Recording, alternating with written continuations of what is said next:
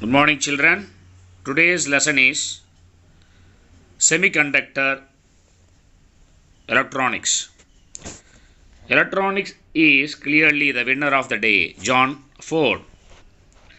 So, there is given learning objectives, that is energy band diagram in semiconductors to De Morgan's theorem. Introduction. என்ன introduction கொடுத்துறோம் பார்க்கலாம். Electronics has become a part of our daily life. All gadgets like mobile phones, computers, televisions, music system, etc. work on the electronic principles. Electronic circuits are used to perform various operations in devices like air conditioners, microwave oven, dishwashers, and washing machines. Besides this, its applications are widespread in all fields like communication system, medical diagnosis and treatments, and even handling money through ATM. So this is introduction. We'll go to straightly topic. First topic என்னன்னா energy band diagram of solids. Solids electronic energy levels are widely separated and far apart, and the energy of the electron is decided by orbit in which revolves around the nucleus.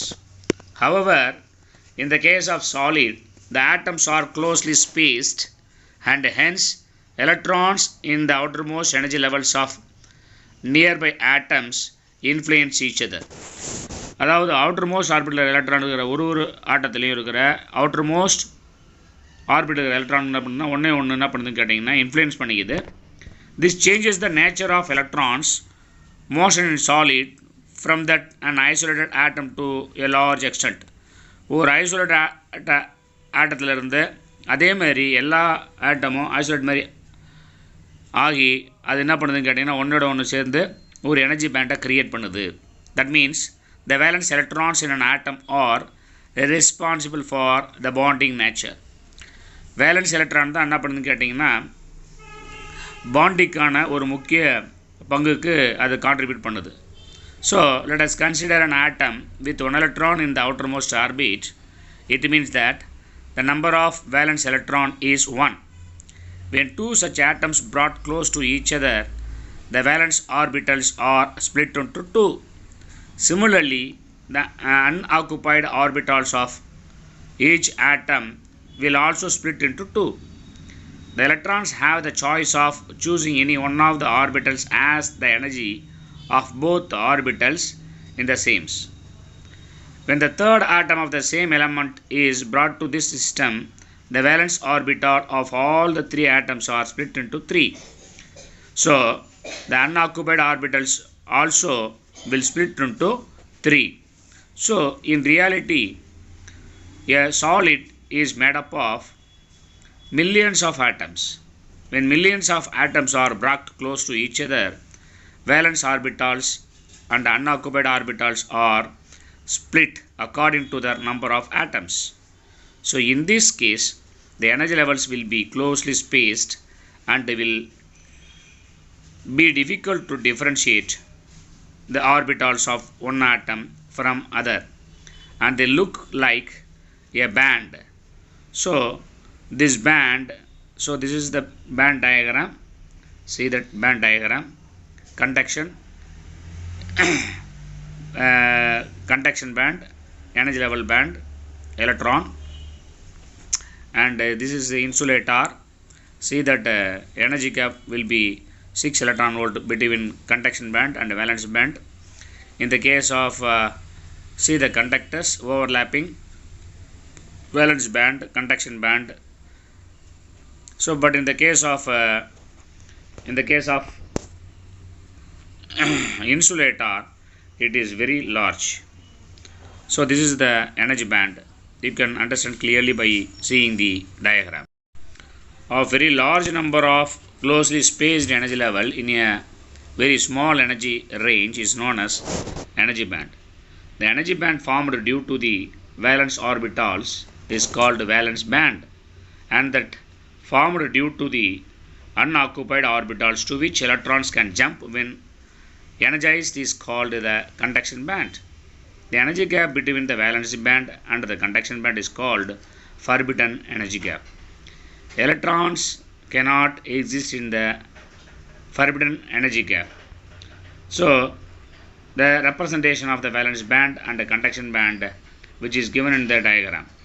So, EV represents the maximum energy of the valence band and the EC represents minimum energy of the conduction band. The forbidden energy gap Eg is equal to Ec minus Ev. The kinetic energy of the electron increases from bottom to top, that means near the nucleus to the farthest, and the potential energy decreases in indicating that the electrons in the orbital close to the nucleus are bound with large potential energy. Hence, the electrons close to nucleus require a lot of energy to be excited. The electrons in the valence band are less bound to the nucleus, can be easily excited. The energy levels of the orbiting electrons are measured in electron volts, that means EV. Students, kindly go through this diagram. That is insulator, the energy gap, and the conductor, the energy gap will be overlapping between CB and VB. But in the case of semiconductor, there is a small gap. That's why that is energy gap determining the whether it is conductor, insulator or semiconductor. Classification of material. The classification of solids into insulator, metals and semiconductor can be explained with the help of the energy band diagram. First of all, insulator. ஏன் நம்ம இன்சுலேட்டர்னு சொல்கிறோம் பொருள். The energy band structure of insulators will be given 9.2b diagram. The valence band and the conduction band are separated by a large gap.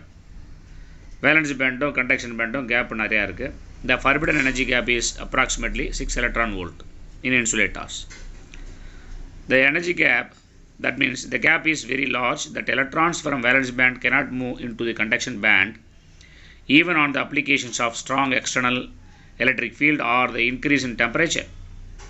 Therefore, the electrical conduction is not possible as the free electrons are almost nil, and hence these materials are called insulator. Its resistivity is very large, the range of 10 power 11 to 10 power 19 ohm meter. Conductors என்ன? Conductors the valence band and the conduction band overlap.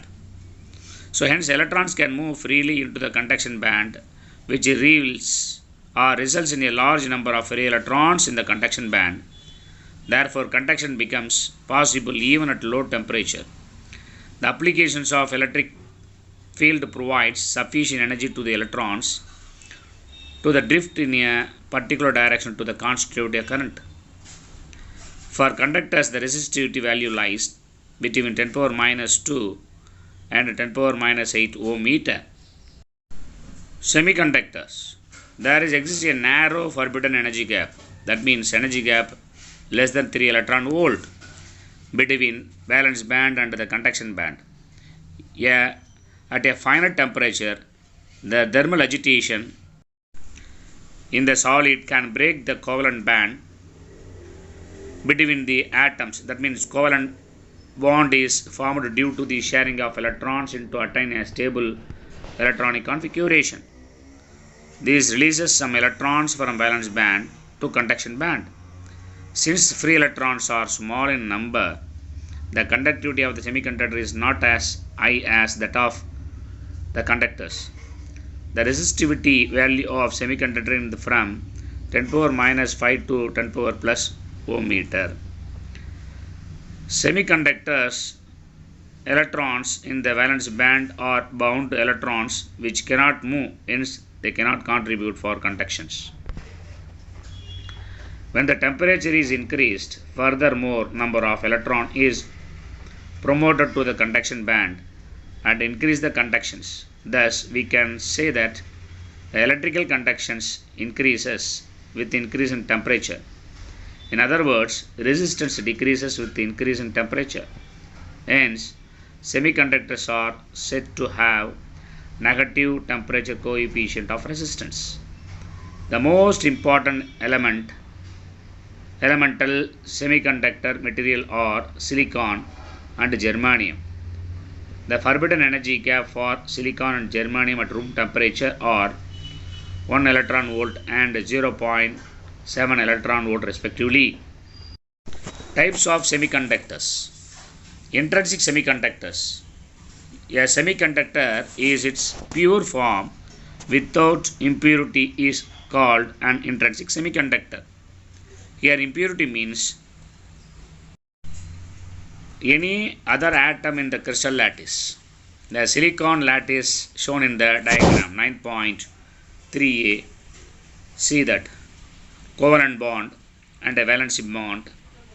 The covalent bond contribute to the conduction of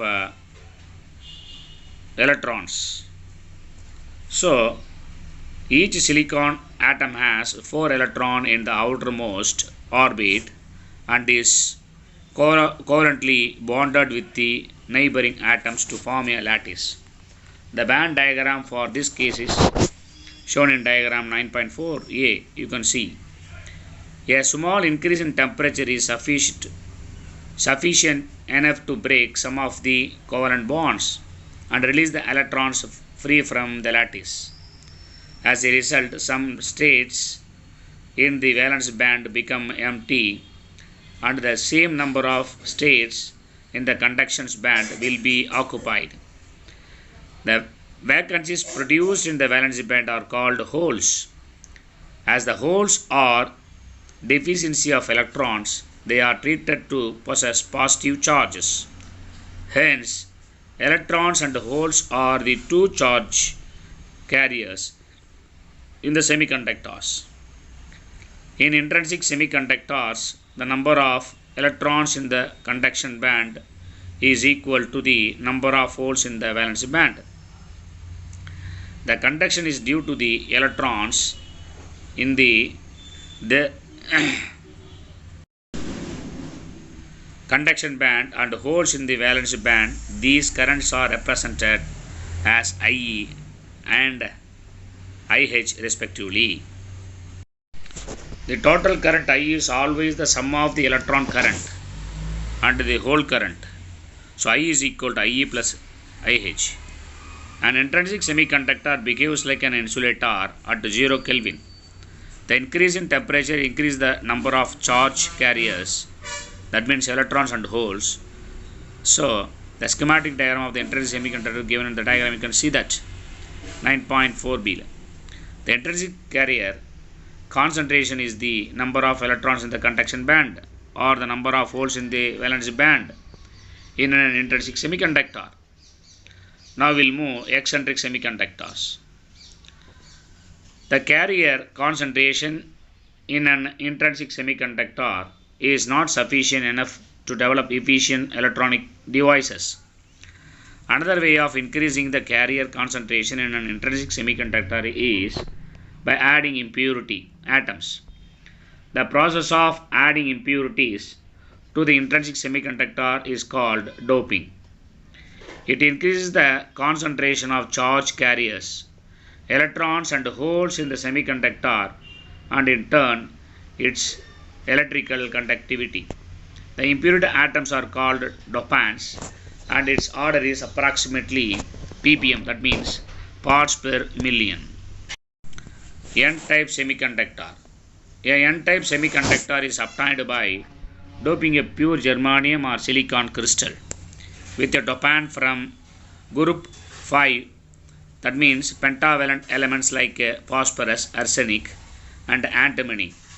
The dopant has 5 valence electrons while the germanium atom has 4 valence electrons. During the process of doping, a few of the germanium atoms are replaced by the group 5 dopants. 4 of 5 valence electrons of the impurity atom are bound with the 4 valence electrons of the neighboring replaced germanium atom. The 5th valence electrons of impurity atom will be closely attached with the nucleus as it has not formed the covalent bond. The energy level of the loosely attached fifth electron from the dopant is found just below the conduction band edge and is called the donor energy level. At room temperature, these electrons can easily move to the conduction band with absorption of thermal energy. So besides, an external electric field also can set free the loosely bound electrons and lead to conduction. So this is the diagram. You can see that electrons from dopants, that is donor energy levels, thermally generated holes, and the electrons travel from valence energy level to the conduction energy level. It is important to note that the energy required for an electron to jump from the valence band to the conduction band in an intrinsic semiconductor is 0.7 electron volt for germanium and 1.1 electron volt for silicon, while energy required to set a free donor electron is only 0.01 electron volt for the germanium and 0.05 electron volt for silicon. The group 5 pentavalent impurity atoms donate electrons to the conduction band and are called donor impurities. Therefore, each impurity atom provides one extra electron to the conduction band in addition to the thermally generated electrons. These thermally generated electrons leave holes in the valence band. Hence, the majority carriers of current in an N-type semiconductor are electrons and the minority carriers are holes. Such a semiconductor doped with pentavalent impurity is called an N-type semiconductor. P-type semiconductor. Here, a trivalent atoms from group 3 elements such as boron, aluminum, gallium and indium is added to the germanium or silicon substrate. The dopant with 3 valence electrons are bound with the neighboring germanium atoms. A germanium atom has 4 valence electrons. 1 electron position of the dopant in the germanium crystal lattice will remain vacant. The missing electron position in the vacant bond is denoted as hole. So see that this diagram, the holes are created. See that another diagram, that is P-type eccentric semiconductor. The Fermi level will be above the valence band. To make complete covalent bonding with all 4 neighboring atoms, the dopant is in need of 1 more electron. These dopants can accept electrons from neighboring atoms. Therefore, this impurity is called an acceptor impurity. The energy level of the hole created by each impurity atom is just above the valence band and is called acceptor energy level. For each acceptor atom, there will be a hole in the valence band in addition to the thermally generated holes. In such an eccentric semiconductor, holes are the majority carriers and thermally generated electrons are minority carriers. The semiconductor thus formed is called P-type semiconductor.